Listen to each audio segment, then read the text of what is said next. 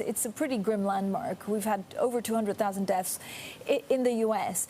What are we not doing for this to stop or at least reduce the numbers? I think, we're all very cognizant of the fact that we've just crossed this threshold of 200,000 deaths. And there are a couple of things that we need to really sort of regroup and refocus on. And one is a national strategy. And that strategy should really focus on testing broadly, a testing strategy that reaches all across the United States, and how we distribute tests and how we analyze data that looks the same when it's coming from each place. We need to go back to basics on that social distancing approach as we wait for a vaccine and as we wait for other therapeutics to come on board. That social distancing we're seeing not happening in a lot of places still across the country.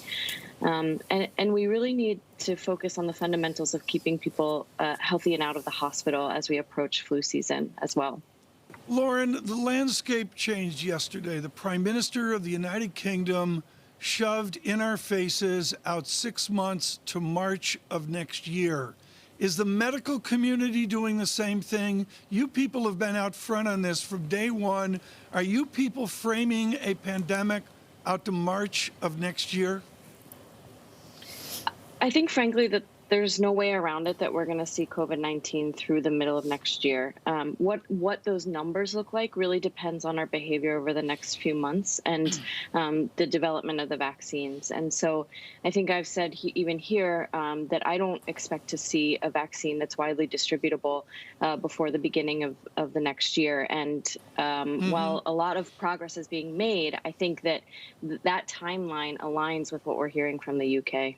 I want to review right now the slope of the case growth and the death growth. In the United Kingdom, or it can be in America, there are two different vectors. I get that. But the fact of the matter is people are really, really focusing on the cases dynamic. Should we do that, or should we focus on the death dynamic?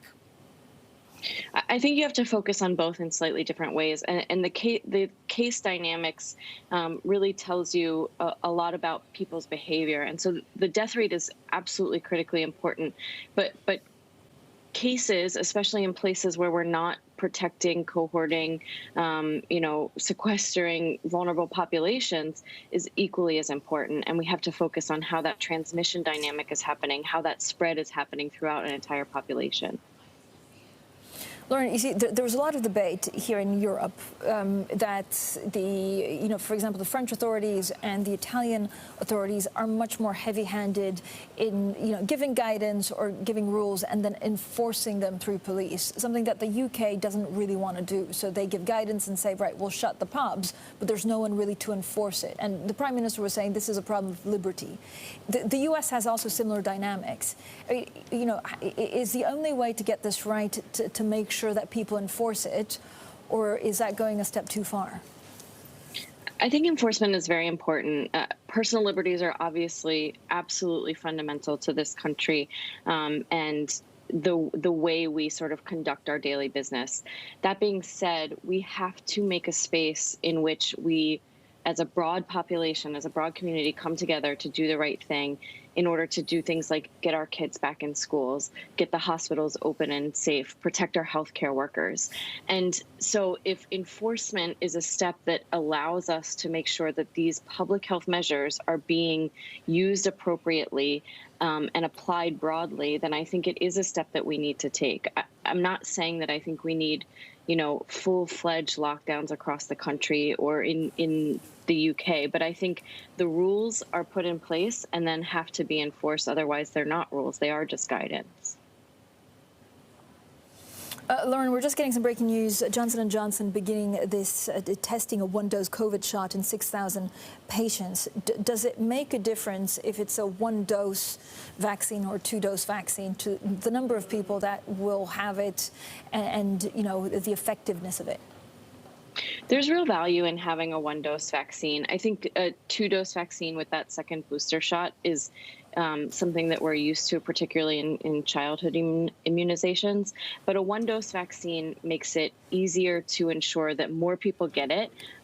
We don't have to worry about follow-up in patients, which is great because it allows a one-time visit, and then you don't have to track and make sure people are are following up with that second visit, the logistics of distributing and giving out a 1-dose vaccine is much more simple than a 2-dose vaccine, for sure. So there's real utility in that. Lauren, do we also underestimate, and a number of people have actually been writing in to, make sure that we cover this, are we underestimating the impact that the number of infections have on hospitals, on the way they work, and also on the way that, they deal with procedures and surgeries important in the future that are non-COVID related?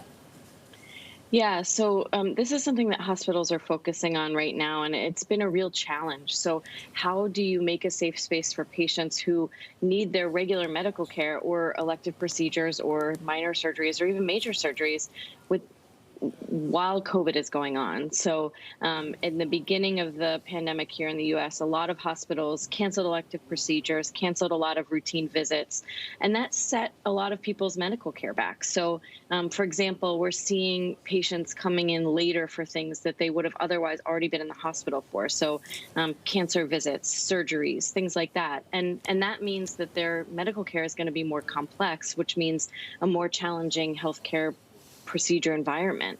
And so that affects the patient, that affects the other patients in the hospital, and that affects the healthcare workers as well. So it's something we really need to focus on, getting that capacity of non-COVID care back up in the United States and actually globally.